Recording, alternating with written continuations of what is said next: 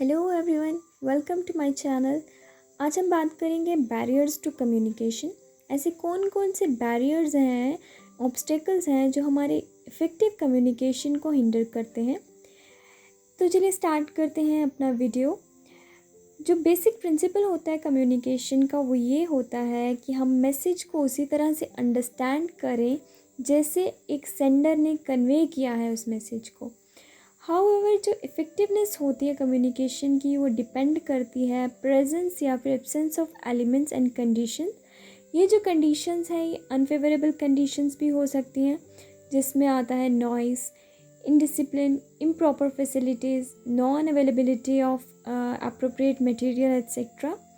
ये जो फैक्टर है ये हिंडर करते हैं जो एक्चुअल मीनिंग होता है मैसेज का, और इनको हम क्या बोलते हैं?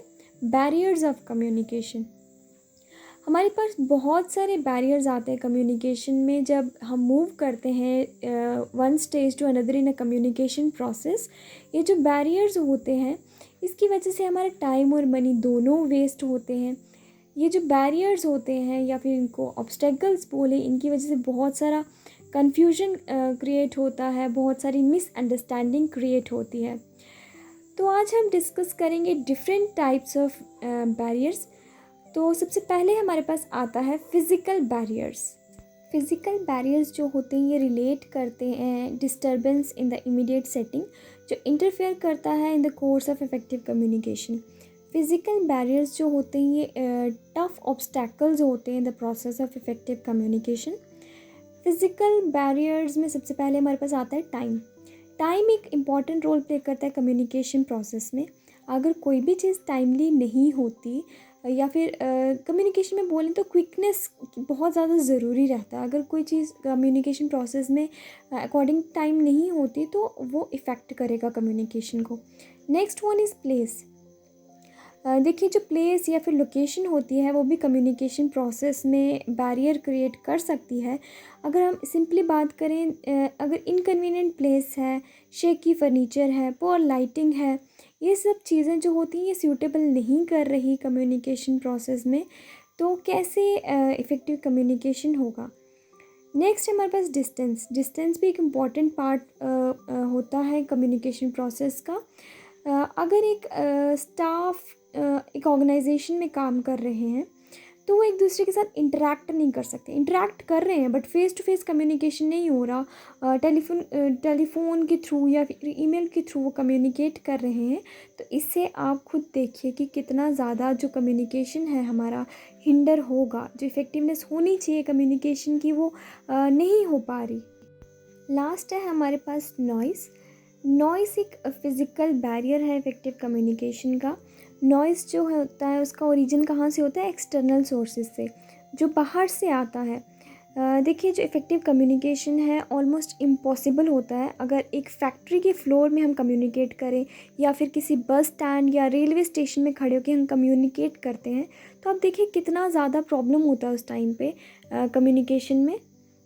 ये जो नॉइस होता है कहीं ना कहीं ये हमारी जो कम्युनिकेशन प्रोसेस है उसमें एज अ बैरियर एक्ट करता है। नेक्स्ट बैरियर है हमारे पास साइकोलॉजिकल बैरियर।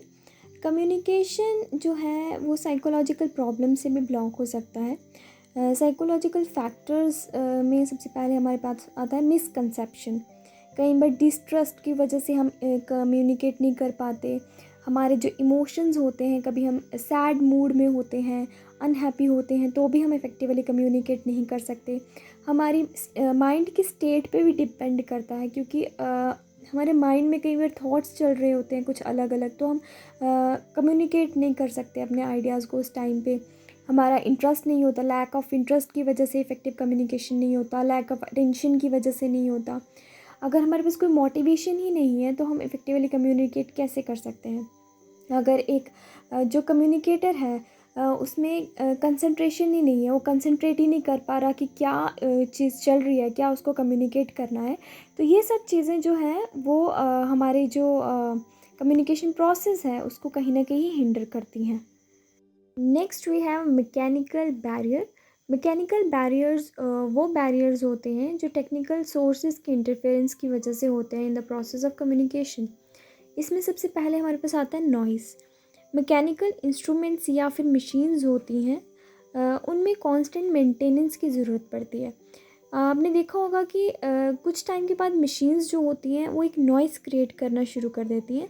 ये जो मशीन्स का नॉइज़ होता है ये मैकेनिकल कम्युनिकेशन बैरियर का काम करता है। नेक्स्ट वी है पावर फेलियर।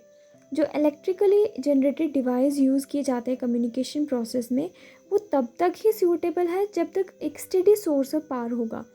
अगर पावर फेलियर हो जाता है तो हमारा कम्युनिकेशन प्रोसेस जो है वो कहीं ना कहीं हिंडर कर जाता है।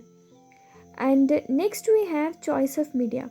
कुछ मैसेजेस जो होते हैं उसमें हमें पर्सनल कम्युनिकेशन की ज़रूरत पड़ती है, कुछ में हमें ऑडियो विजुअल एड्स की ज़रूरत पड़ती है। इसलिए जो चॉइस ऑफ मीडिया है वो भी बहुत ज़्यादा रोल प्ले करती है in the process of communication. अब हम बात करते हैं क्रॉस कल्चरल बैरियर की। जो टर्म क्रॉस कल्चरल बैरियर है वो रेफ़र करता है एक स्पेसिफिक कल्चरल कंपोनेंट को जो प्रॉब्लम क्रिएट करता है जब हम हमारा कल्चरल एक्सचेंज ऑफ आइडियाज़ होता है। इसमें सबसे पहले हमारे पास आता है लैंग्वेज। आपने देखा होगा कि जो मिसअंडरस्टैंडिंग होती है जब हम बात कर रहे होते हैं वो लैंग्वेज की वजह से होता है कई बार। तो ये जो लैंग्वेज होता है ये कहीं ना कहीं हमारे कम्युनिकेशन को हिंडर करता है, क्योंकि डिफरेंट कंट्रीज़ के जो लोग होते हैं उनका लैंग्वेज डिफरेंट होता है। कई बार लोग अब एक दूसरे की लैंग्वेज अंडरस्टैंड नहीं कर पाते, जिससे जो मैसेज है या फिर हमारा कम्युनिकेशन है वो हिंडर होता है। नेक्स्ट है हमारे पास बिहेवियर। आपने देखा होगा जो कल्चरल डिफरेंसेस होते हैं बॉडी लैंग्वेज में या फिर हमारे बिहेवियर में, उसकी वजह से भी मिसकम्युनिकेशन होता है। जैसे कि यूएस में क्या होता है कि आई कांटेक्ट बहुत ज़्यादा ज़रूरी होता है जब हम बात करते हैं, क्योंकि जो सामने वाला पर्सन है अगर आई कांटेक्ट नहीं करेंगे तो वो सोचेगा कि जिससे हम बात कर रहे हैं वो हमें इंटरेस्टेड ही नहीं है या फिर वो डिस्ट्रैक्ट हो गया है। लेकिन एशियन कंट्रीज़ में आपने देखा होगा कि अगर हम आई कांटेक्ट करते हैं तो क्या उस चीज़ को हम डिसरिस्पेक्ट मानते हैं ना। तो नेक्स्ट है हमारे पास स्टीरियोटाइप। कई बार जो स्टीरियोटाइप्स होते हैं, लोग होते हैं, वो भी एक कम्युनिकेशन में बैरियर क्रिएट कर देते हैं। ठीक है। सो स्टूडेंट्स, आज हमने डिस्कस किया barriers to communication. I hope आप सबको अच्छे से समझ आ गया होगा। तो मिलते हैं हम नेक्स्ट वीडियो में। Thank you for watching video. Please do subscribe, share and comment. Thank you so much.